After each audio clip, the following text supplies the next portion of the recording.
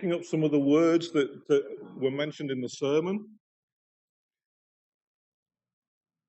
I was reminded of the word remember. That was a deliberate play on words. I lose track of how many times that I say in response to somebody, I'm reminded of this, I'm reminded of that, I'm reminded of the other. This is how my brain works and makes connections. But the word remember, having or be able to bring to one's mind an awareness of someone or something from the past, or to do something that one has undertaken to do, or that is necessary or advisable. Choice, an act of choosing between the two or more possibilities, the right or the ability to choose, a range of possibilities from which one or more may be chosen, which then took me to chosen. Having been selected as the best or most appropriate, I had a bit of a flashback to playing on the park at home when I was at school. You know those things where you'd all stand in a line and there were two captains and you'd alternate the picking, and I was always picked towards the end. And you know what? That was helpful to me because it meant that I was going to try really, really hard to be better than all those that were picked ahead of me. And then I wonder how God picks. I don't think he waits until the very end. I think each person is like the first person that he wanted for a particular job. So you are chosen. You've not been left until the end.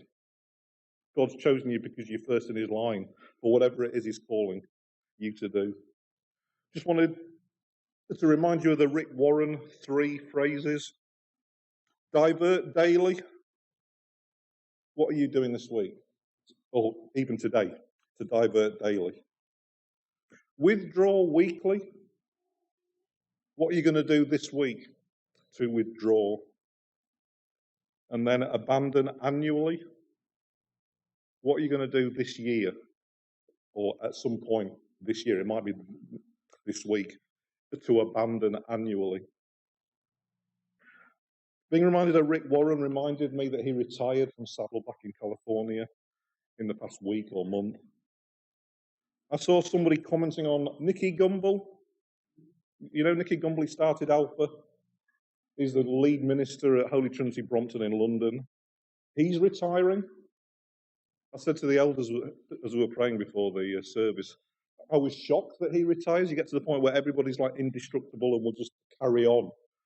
But if you're interested, if you go onto Pete Gregg's Facebook site, there's like a huge list of all the things that Peter Gregg affirms about Nicky Gumbel and his wife, Pippa's ministry.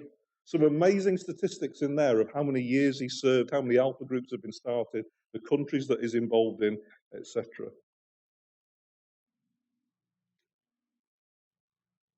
I won't do elders' prayers because we've had all sorts of prayers.